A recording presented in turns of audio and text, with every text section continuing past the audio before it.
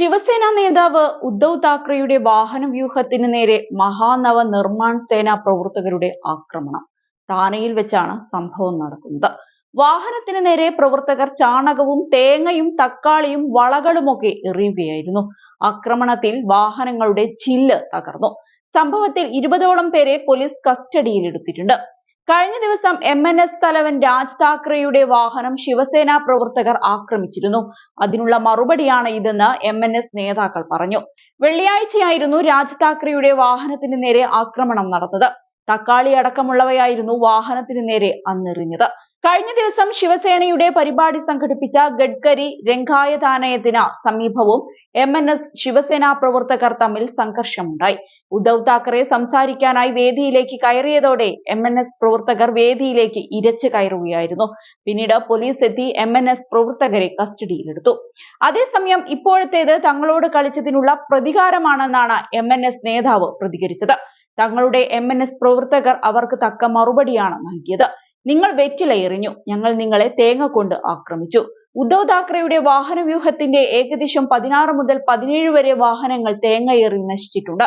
എനിക്ക് നിങ്ങളോട് പറയാനുള്ളത്, ശിവസൈനികരെ, നിങ്ങൾ മറ്റു നേതാക്കളെ കുറിച്ച് അഭിപ്രായം പറയൂ, അല്ലാതെ രാജ് താക്കറെയെ കുറിച്ചല്ല. കാരണം ഞങ്ങളെപ്പോലെയുള്ളവരെ പാർട്ടി ഉണ്ടാക്കിയിട്ടുണ്ട്. ഇന്ന് ഞങ്ങൾ ഗഡ്കരി ഹാൾ വരെയേ എത്തിയുള്ളൂ. നാളെ നിങ്ങളുടെ വീട്ടിലും എത്തുമെന്നാണ് താനെയിൽ നിന്നുള്ള MNS നേതാവ് അവിനാഷ് ജാദവ് തുറന്നടിച്ചത്.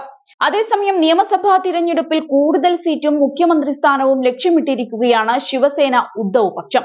സഖ്യകക്ഷികളായ കോൺഗ്രസിനും പവാർ പക്ഷത്തിനും സമ്മതമെങ്കിൽ മുഖ്യമന്ത്രി സ്ഥാനാർത്ഥിയാകാൻ തയ്യാറാണെന്ന് ശിവസേന അധ്യക്ഷൻ ഉദ്ധവ് താക്കറെ വ്യക്തമാക്കി. സീറ്റ് വിഭജന ചർച്ചകളിലേക്ക് സഖ്യം കടക്കും മുൻപേ നിലപാട് അറിയിച്ചിരിക്കുകയാണ് ഉദ്ധവ്. തിരഞ്ഞെടുപ്പ് തയ്യാറെടുപ്പ് സംബന്ധിച്ച് ഇന്ത്യ സഖ്യത്തിലെ മുതിർന്ന നേതാക്കളുമായി ഡൽഹിയിൽ ചർച്ചയ്ക്കെത്തിയപ്പോഴായിരുന്നു ഈ പ്രതികരണം.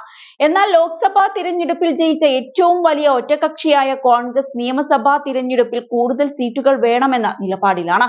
അതേസമയം മുഖ്യമന്ത്രി സ്ഥാനാർത്ഥിയെ ഉയർത്തിക്കാട്ടാതെ തിരഞ്ഞെടുപ്പ് നേരിടാമെന്നാണ് കോൺഗ്രസിന്റെയും പവാർ പക്ഷത്തിന്റെയും നിലപാട്. 2019 നിയമസഭാ തിരഞ്ഞെടുപ്പിന് ശേഷം മുഖ്യമന്ത്രി പദത്തെ ചൊല്ലി BJPയും ശിവസേനയും തമ്മിലുണ്ടായ തർക്കത്തിനൊടുവിലാണ് NDA വിട്ട് കോൺഗ്രസും NCPയും സഖ്യമുണ്ടാക്കി ഉദ്ധവ് മുഖ്യമന്ത്രിയായത്. എന്നാൽ 2022 BJP ശിവസേനയെ പിളർത്തിയതോടെ ഉദ്ധവ് സർക്കാർ വീഴുകയായിരുന്നു.